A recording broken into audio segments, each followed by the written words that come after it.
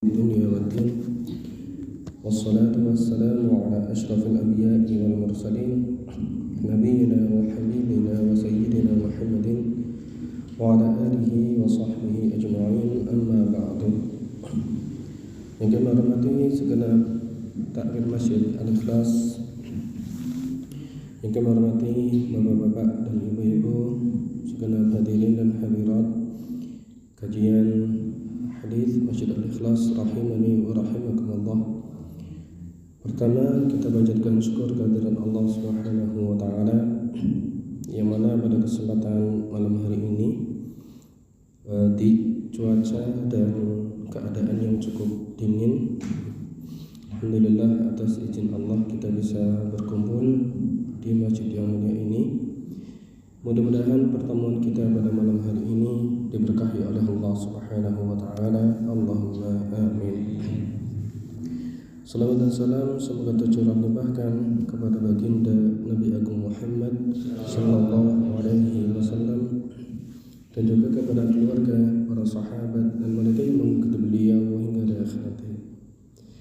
Bapak Ibu yang kami hormati, pada kesempatan yang terakhir kita sudah menyelesaikan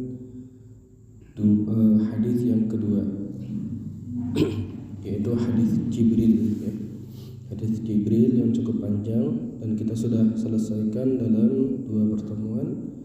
Insyaallah kita malam hari ini akan membahas sebuah hadis yang berbicara tentang 5 ibadah utama di dalam Islam. Dan hadis ini adalah hadis ketiga dari kitab Al-Arba'un An-Nawawiyah karya Al-Imam Yahya bin Sharaf An-Nawawi rahimahullah ta'ala. Beliau penulis, yaitu Al-Imam An-Nawawi rahimahullah, mengatakan An Abi Abdurrahman Abdullah bin Umar bin Khattab radhiyallahu anhuma.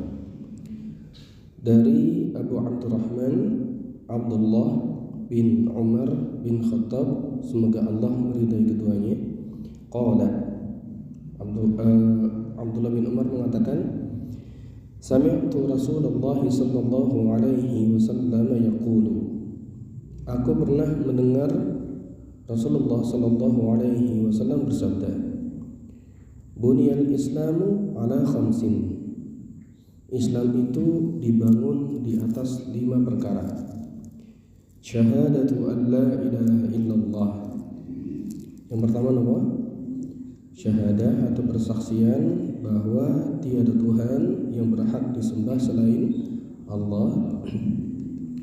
Wa anna Muhammadan Rasulullah, dan bahwa Nabi Muhammad itu sallallahu alaihi wasallam adalah utusan Allah. Wa iqamus shalah, yang kedua maksudnya adalah menegakkan salat. Yang ketiga adalah wa ita'iz zakah, membayar zakat.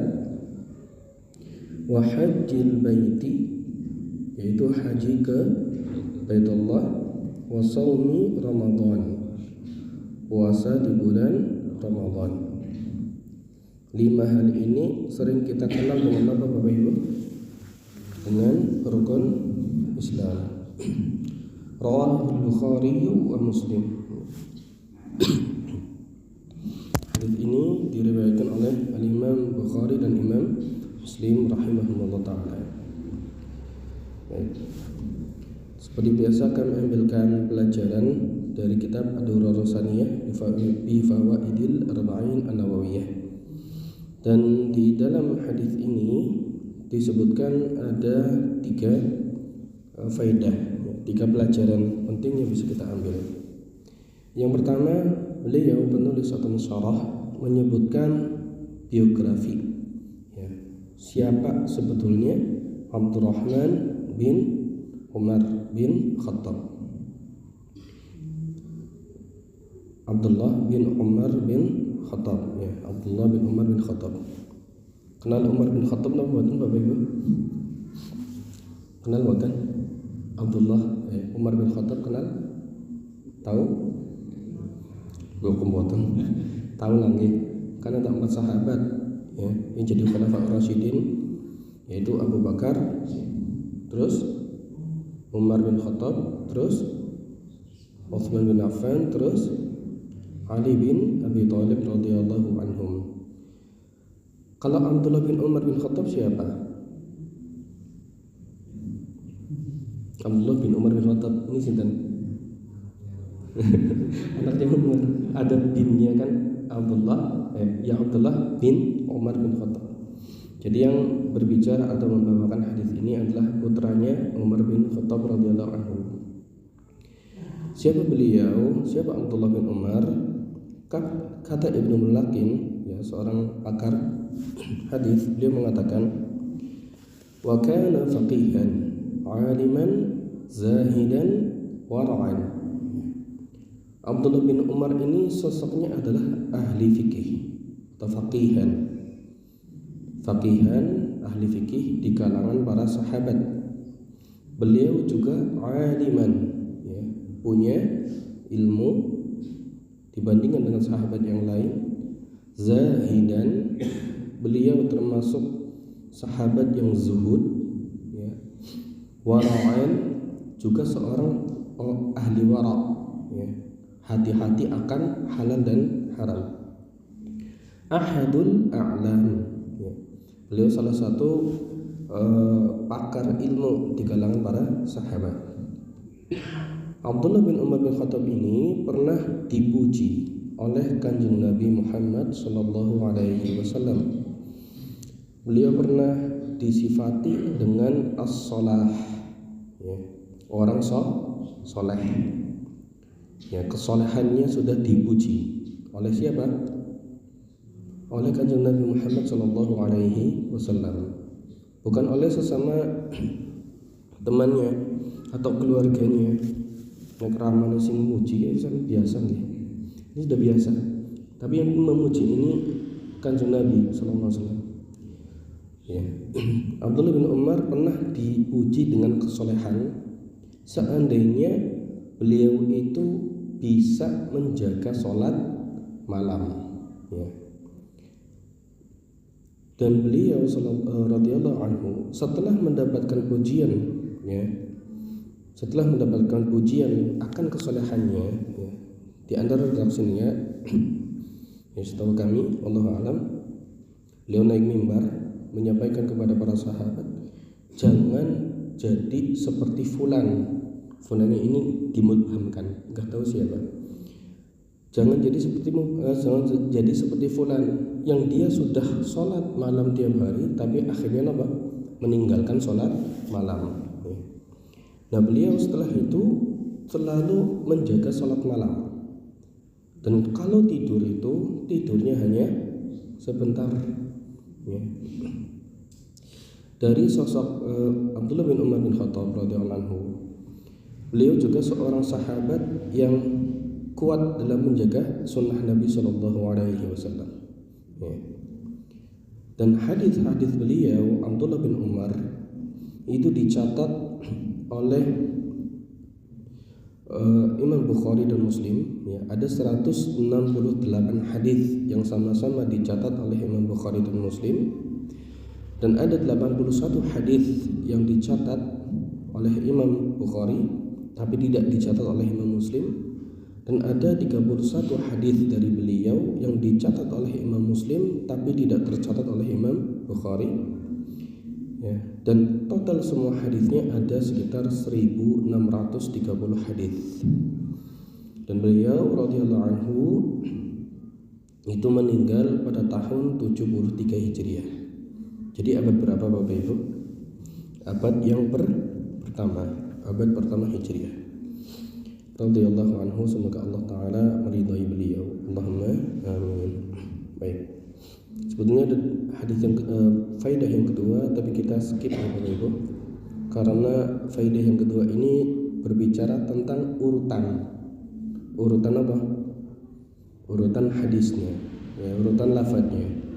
Kalau hadis yang kita baca tadi itu urutannya kan syahadat, kemudian apa?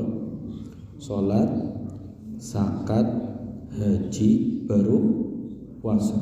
puasa di mana? Puasa kelima. Tapi kalau kita belajar di TPQ atau mendengar guru agama di mana? Di sekolah, itu puasa urutan keberapa? Keempat, ya. Atau ketiga. Dan ini tidak ada masalah sama sekali karena sama-sama sepakat bahwa rukun Islam ini ya berapa? 5. Ya. Ini bapak-bapak sebelah sini nih, satu saja hadiahnya besok insya Allah. Sebutkan 5 rukun Islam. Gampang ya? Moga Pak, 5 rukun Islam apa mawon moga. Insya Allah saya bawakan buku besok. Nanti saya ingatkan nih Mas Teguh nih, Mas jangan lupa bukunya dibawa gitu. Moga siapa yang bisa? Kalau sini ada Mas Amin. Moga Pak sebelah sini. Moga kalau ada yang bisa nanti dapat hadiah buku.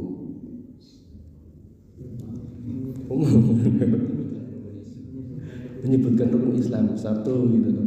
Moga Pak sakit. Supen ya. Ibu-ibu sakit ibu-ibu. Guru TPQ apa ya? Satu apa? Bareng-bareng mawon. Satu apa?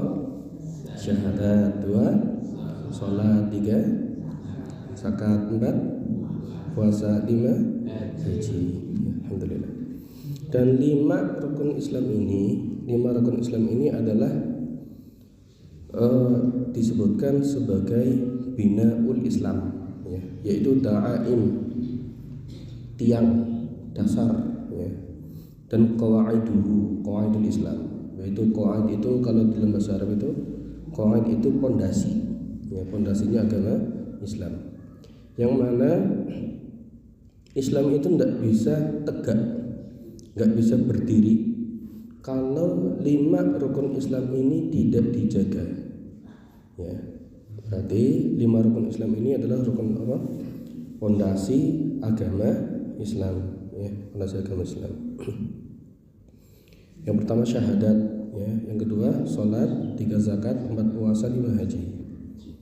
Kalau kita melihat hadis Bapak Ibu, itu kan ada satu ibadah yang sangat afdal nih, yaitu ibadah jihad. Ya, jihad ada syariatnya enggak? Ada. Jihad itu ada syariatnya. Kalau terpenuhi syaratnya, bagi seorang muslim wajib berangkat jihad kalau terpenuhi syaratnya. Dan dikatakan orang yang mati dalam fisabilillah, entah dia itu bisa mengalahkan orang kafir, ya, maka itu pahala besar. Kalau terbunuh, jasadnya itu tidak boleh dimatikan, karena nanti di akhirat aliran darahnya itu akan keluar dengan aroma minyak kasturi, ya. Dan dia bisa memberi syafaat kepada 70 anggota keluarganya. Kenapa tidak masuk rukun Islam? Ya kan? Kan sudah 5 rukun Islam. Kenapa jihad tidak masuk?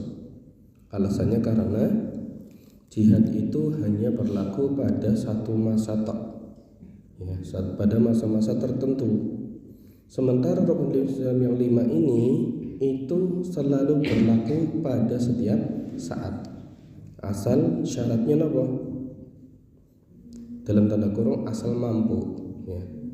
Asal mampu. Baik. Jangan coba kalau suaranya agak mengganggu ini apa nih?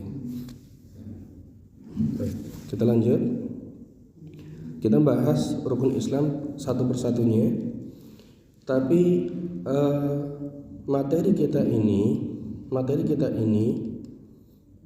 cocoknya dibahas dalam pembahasan fikih, ya, karena ini adalah amal-amal lahiriah yang biasa dibahas oleh ulama ahli fikih, kecuali syahadat, ya. Sholat, tata cara sholat, syarat-syaratnya dan seterusnya, zakat juga, haji, puasa juga, ya. Oleh karenanya pada kesempatan ini kita tidak akan membahas secara rinci masalah-masalah rukun Islam ini. Kenapa demikian? Karena waktunya tidak cukup, ya. Kita hanya membahas sekelumit saja. Kalaupun Bapak Ibu pengen membahas atau belajar tentang fikih tentang fikih Islam bersama kami ini, monggo bisa hadir di Masjid Al-Muttaqin setiap Ahad keempat ya, ahad keempat jam 6:30 di Masjid Al-Mutakin Komplek Mim Langgar. Baik, kita lanjut. Kita bahas yang pertama. Rukun pertama apa? Syahadah. 2 kalimat syahadah. Jadi syahadat itu ada 2 ya. Syahadat tauhid dan syahadat rasul ya. Syahadat tauhid yaitu apa? Asyhadu an la ilaha illallah. Syahadat rasul asyhadu anna Muhammadar Rasulullah ya. Dan masing-masing syahadat itu dinamakan syahadah ya, dinamakan sebagai syahadah, persaksian, bukan qaul, bukan ungkapan atau ucapan. Apa bedanya syahadah, persaksian dengan perkataan? Kalau sebatas perkataan itu hanya sampai pada ucapan saja.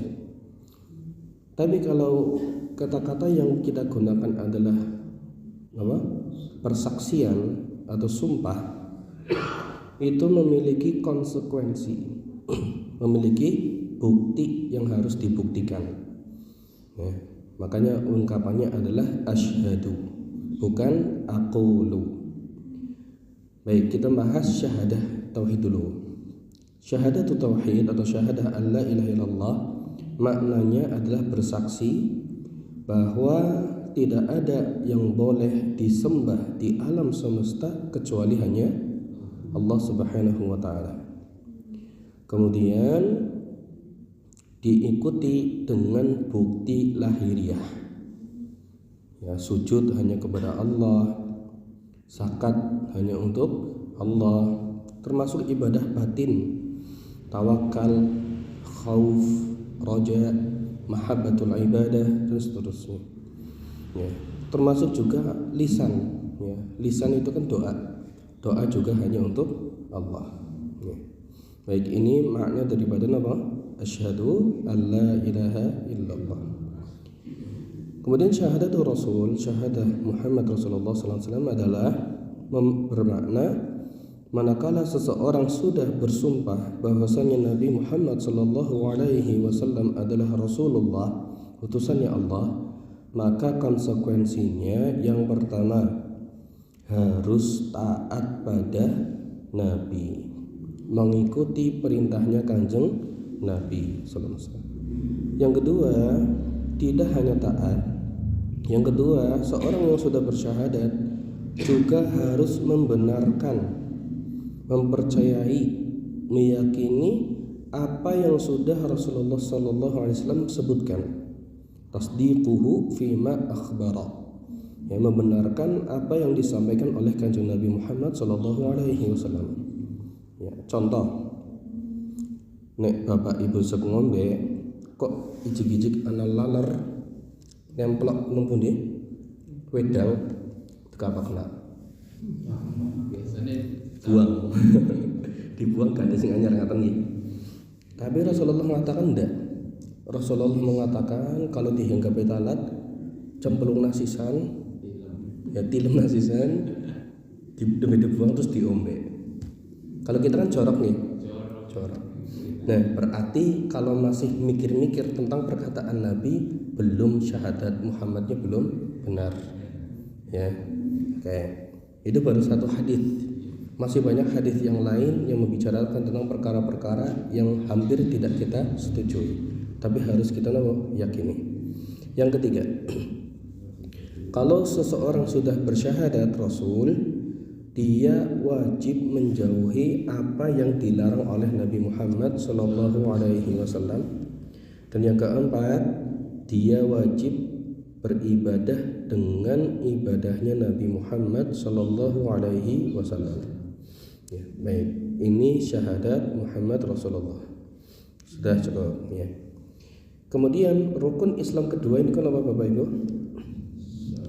Menegakkan sholat.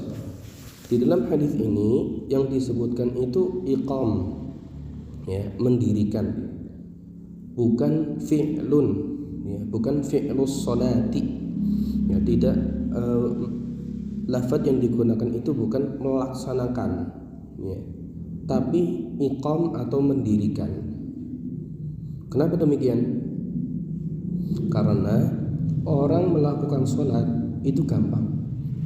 Ya, orang melakukan sholat itu gampang, tapi menegakkan sholat itu sulit. Ya. Apa maning sing ora gelem nglakoni sholat. Ya. Jadi jenis manusia dibedakan menjadi 3. Jenis manusia sing orang nglakoni sholat. Yang kedua, jenis manusia sing nglakoni sholat. Jenis yang ketiga, jenis manusia sing negakna sholat. Dan yang diperintahkan kepada kita, yang dimaui oleh Allah adalah yang ketiga, yaitu apa? Mendirikan sholat, bukan cuma melaksanakan sholat. Apa itu iqamus sholat? Iqamus sholat adalah al-ityan biha 'ala al-wajhi alladhi umira al-insanu bihi. Adalah melakukan sholat dengan cara yang diperintahkan kepada manusia oleh Allah Subhanahu wa taala. Bagaimana caranya? 1. Bi syurutiha. 1, dengan cara memenuhi syarat-syarat sholat. Yang pertama apa Bapak Ibu? Memenuhi apa? Halo. Syarat-syarat sholat. Syarat sholat niku ada 2 secara umum. Napa mawon? Niki sampun berumur loh. Harus paham ya. Ada syarat sah, ada syarat wajib.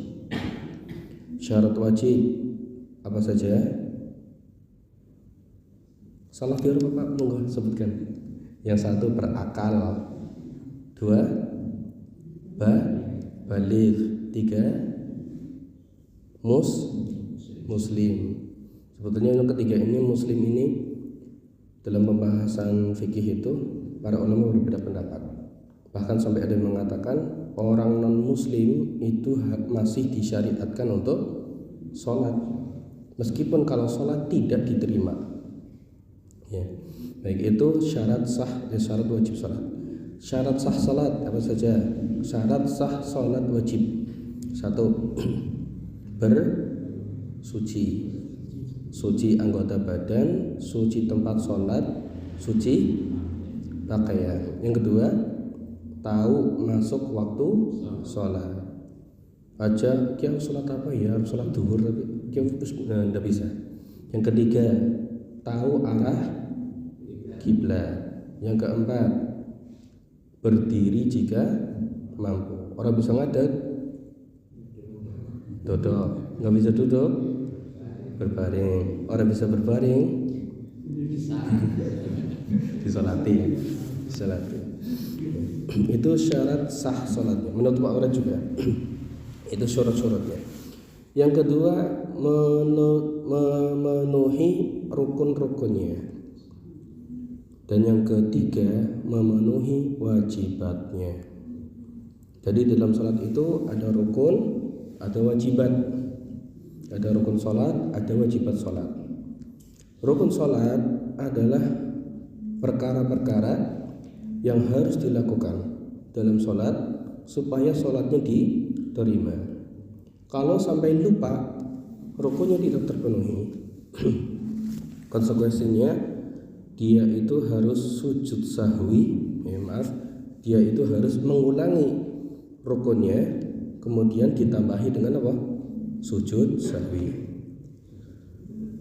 Ya. Yang ketiga wajibat. Wajibat itu perkara di dalam sholat, ya, yang harus dilakukan. Kalau lupa cukup sujud sahwi. Ya, bedakan konsekuensinya nggih. Bedakan benten. Bedanya rukun sama wajibat napa? Kalau rukun sholat nek kelalen dibaleni ditambah napa? Sujud sahwi. Kalau cuma wajibnya sholat ora usah dibaleni, cukup sujud sahwi. Lebih berat mana, rukun apa wajib? Dari konsekuensi tadi, lebih berat mana, rukun apa wajibnya salat? Rukun. Karena rukun itu kan harus diulangi, kalau wajib tidak. Sudah. Masalah-masalah ini kan dibahas di fikih nih. Karena waktunya nggak cukup, kita skip saja. Yang keempat adalah ini yang kadang kita lupa, ya. Yang keempat dalam aspek menegakkan sholat, hatinya hadir dalam sholat, hudurul qalbi. Hatinya itu hadir dalam arti khusyuk, ya. Dalam arti apa? Khusyuk, ya. Kalau kita baca buku tafsir sholat, kata karya Ustadz Amin Rubais itu, di situ disebutkan seluruh gerakan sholat dan bacaan sholat itu menyimbolkan kerendahan diri di hadapannya Allah. Contoh, takbir, Allah kan mengangkat tangan. Ini artinya apa? Ini artinya kepasrahan, pasrah. Ya, gampangnya gini, bapak ibu Arab ditembak, tangannya kiye, apakah gini? Kan angkat kan, menunjukkan kelemahan diri. Ketika sedekap kados tiyang napa? Tiyang sing ora duwe nyawa. Mayi terus niki. Apa sing mayi niki? Mboten. Ketika napa? Ketika ruku. Ketika ruku kita membengkokkan punggung kita, menunjukkan penundukan kepada Allah. Dan ini ruku ini salah satu ibadah yang tidak boleh dilakukan kecuali untuk Allah. Ya, makanya dalam sholat jenazah itu kan nggak ada ruku, ya. Ada ruku enggak? Nggak ada. Karena jenazah itu tidak boleh dirukui. Nah, kalau jenazah dirukui, nanti jenazahnya minta gendong, kan begitu nih. Ya. Terus sami Allahu liman hamidah. Ya. Dan sepanjang gerakan itu dari takbiratul ihram sampai i'tidal, mata kita menghadap kemana? Mata kita menghadap kemana? Sepanjang gerakan kita dari takbiratul ihram sampai i'tidal, ke tempat sujud. Tandanya apa? Pertanda bahwa kita itu sedang tunduk merendahkan diri di hadapan Allah. Kalau tidak tunduk, mata kita itu nggak akan ke tempat sujud, tapi kemana? Kesana kesini. Mari ngarep, mari dhuwur. Ya. Makanya kalau bapak ibu lagi di hadapan raja, atau presiden, dipanggil oleh raja atau presiden, matanya itu pengen melototi raja, melotot maring raja, apa tunduk maring ngisor? Ke bawah kan. Ya. Kemudian saat sujud, nah ini yang lebih dalam lagi. Malah kalau kita sujud, kita sedang meletakkan bagian tubuh paling mulia. Kenapa? Wajah.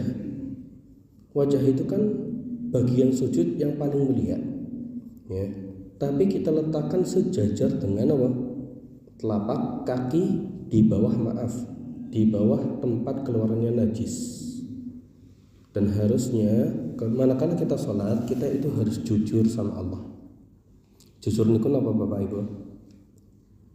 Jujur itu sama antara hati, lisan dan anggota badan. Itu namanya sidik. Itu namanya jujur, ya. Kalau kita melakukan gerakan-gerakan sholat, tapi hati kita kok masih sibuk dengan dunia, ya, itu kira-kira jujur enggak sama Allah? Enggak, ya. Dan kalau kita masih demikian, kita belum menegakkan sholat secara penuh, ya. Tapi nuwun sewu, itu khusyuk itu gampang apa angel sih? Angel lisan, ya.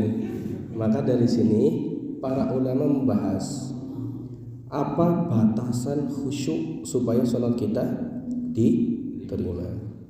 Dan fatwa yang paling rajih, yang paling kuat menurut Ustadz Amin Rubais itu, hendaknya di dalam sholat minimal ada satu waktu di mana kita sudah khusyuk. Misal kita khusyuknya cuma takbir Allahu Akbar, sekepengin banget khusyuk, tapi krungu imame maca surat dawa wis isune ilang. Ya, itu dah ya itu sudah apa? Sudah hilang khusyuknya. Tapi karena sudah ada kekhusyukan meskipun sedikit ya, maka sholatnya insya Allah sudah sah dan kita sudah teranggap sebagai orang yang menegakkan sholat ya. Dan pembahasan tentang khusyuk ini sangat banyak ya, kita tidak bisa membahasnya dalam satu kali duduk. Silakan Bapak Ibu bisa mencari materi ini di referensi-referensi yang lainnya. Ala kulli hal, sholat itu ditegakkan dengan lahir batin. Lahirnya tadi memenuhi syaratnya, memenuhi rukunnya, memenuhi wajibatnya. Yang kedua, aspek batiniah yaitu harus khusyuk. Baik, ini rukun Islam yang kedua. Rukun Islam yang ketiga adalah apa? Zakat, yaitu memberikan zakat kepada orang-orang yang berhak mendapatkannya. Siapa orang-orang yang berhak mendapatkannya Bapak Ibu?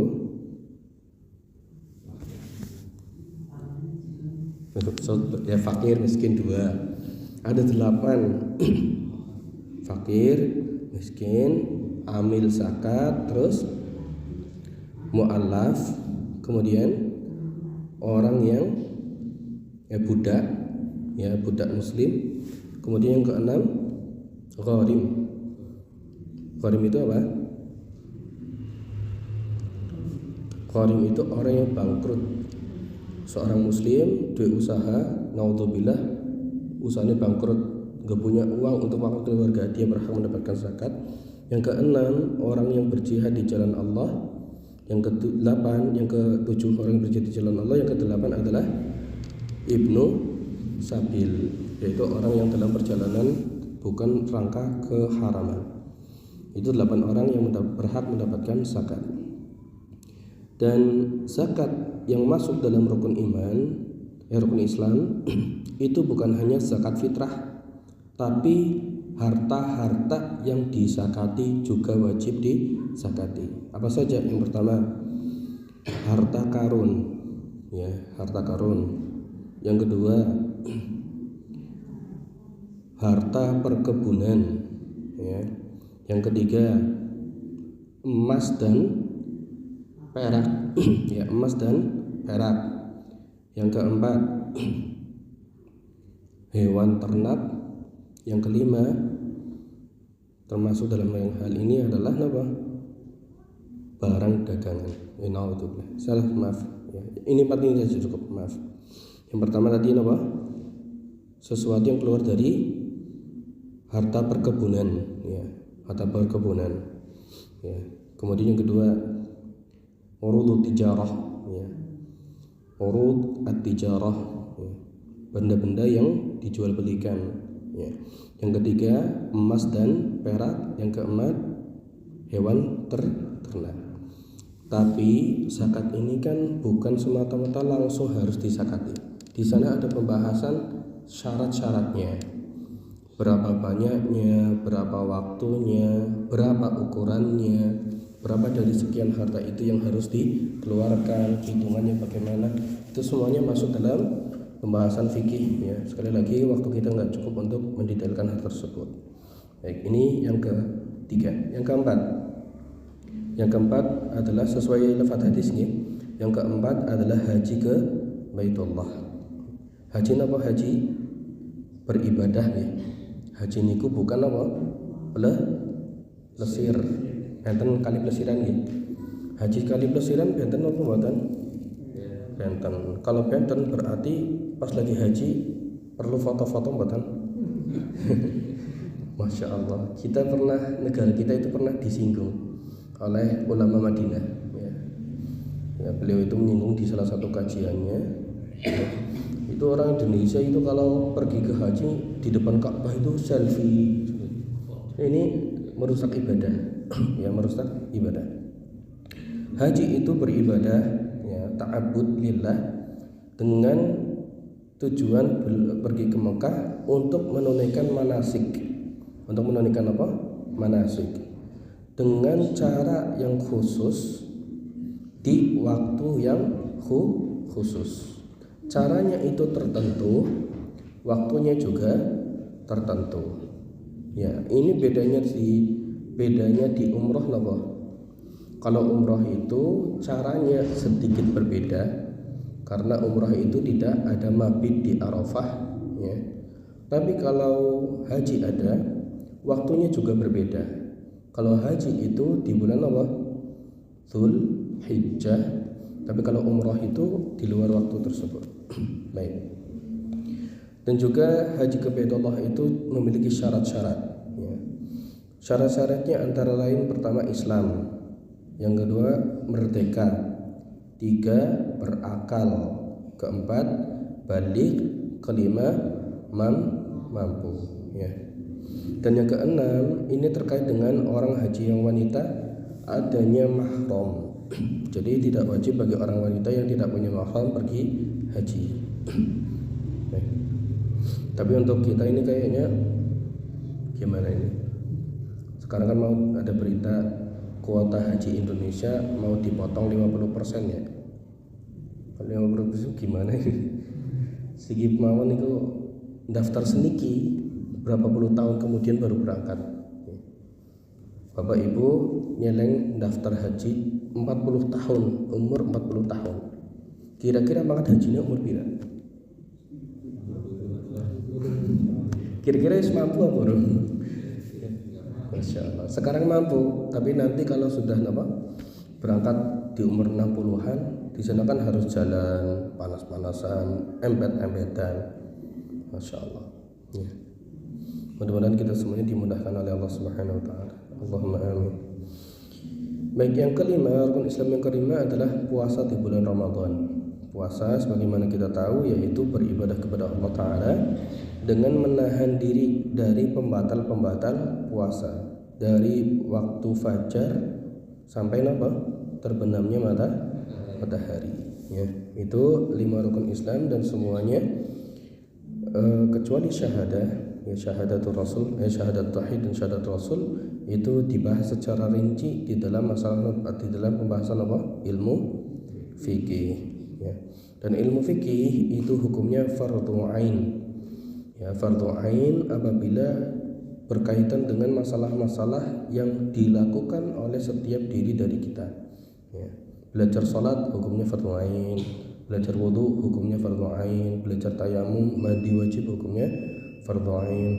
Nun saya tambah waktunya boleh enggak? Niki muadzin nggih, ampun ngode-ngode nggih, saya panik nanti. Sampun, kita lanjut yang terakhir ya, yang terakhir. Yang terakhir adalah perkara meninggalkan rukun-rukun iman, rukun Islam. Orang yang meninggalkan rukun Islam secara sengaja dan dia mampu, secara sengaja dan dia mampu melakukannya, maka orang tersebut melakukan sebuah kekufuran ya. Kecuali orang yang melakukan atau meninggalkan perkara ya. Maaf saya ulangi. Siapa yang meninggalkan rukun-rukun Islam dengan meyakini bahwa rukun Islam itu tidak wajib, ada embel-embel apa? Meyakini rukun Islam itu tidak wajib, maka dia itu orang yang kafir ya. Kalau diyakini apa? Rukun Islam tidak wajib ya. Berarti nek sebatas malas, aku ora puasa lah, males, tapi ngakoni wajib puasa, itu belum bisa jadi orang kafir. Kecuali satu rukun Islam yang bila ditinggalkan masih meyakini kewajibannya tapi hanya malas, tidak mau melakukannya, maka dengan meninggalkannya ibadah tersebut, orang tersebut langsung jadi orang kafir ya. Masih meyakini wajibnya ibadah itu tapi malas ya. Ibadah itu adalah ibadah itu apa? Orang puasa, tiang beton puasa, tapi meyakini kewajiban puasa, sudah kafir belum? Belum, karena ada keyakinan. Orang tidak haji padahal mampu dan dia meyakini haji itu wajib, Sudah kafir belum? Belum. Ya. Tapi ada satu ibadah tidak melakukannya, masih meyakini ibadah itu wajib, tapi malas, nggak mau melakukannya. Orang itu jadi kafir. Apa ibadah itu? Ibadah itu adalah sholat.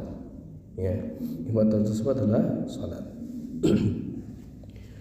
Kenapa demikian? Karena Rasulullah SAW sendiri yang bersabda tentang hal tersebut. Ya, kata beliau sallallahu alaihi wasallam, "Bainar rajul wa bainas syirki wal kufri tarkus shalah." Antara seseorang dan kekufuran dan juga kesyirikan, pemisahnya hanyalah apa? Salat, ya. Kan kata Nabi, antara seseorang, penghubung antara seorang dan kesyirikan juga kekufuran adalah meninggalkan salat. Ya. Hadis ini hadis riwayat Muslim sahih.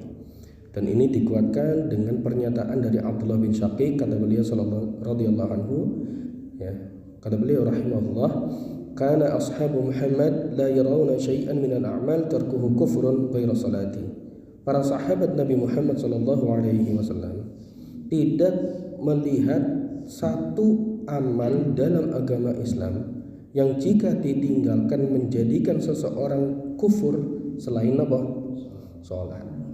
Sehingga hendaknya kita menjaga perkara ini. Kalau tidak ada apa-apa, jangan pernah meninggalkan sholat. Wong bisa sholat syaratnya siji, urip, ya kan? Kalau orangnya sudah meninggal, wis orang sholat. Dan masalah sholat itu paling gampang. Masalah sholat, syariat sholat itu paling gampang. Nek safar Simaune 5 jadi telu, ya kan? Duhur asar digabung, maghrib isya digabung, kan 2, subuh 1, ya, jadi 3, ya. Kemudian maghrib tidak ya, maghrib tidak ya. Kemudian lanjut, ada qashar yang 4 rakaat jadi apa? 2, ya. Yang 4 rakaat jadi 2. Tayamum nek orang bisa wudu, kalau nggak bisa wudu jadi tayamum, nggak bisa mandi jadi tayamum, ya. Terus nek orang bisa ngadeg ya jagong, orang bisa jagong ya turun paling gampang. Nek orang bisa ngapa-ngapa berarti meninggal, ya. Ya, sekali lagi sholat ini adalah ibadah yang mudah, bahkan karena kemudahannya sampai pada tahap orang yang meninggalkan sholat itu hukumnya apa? Kufur.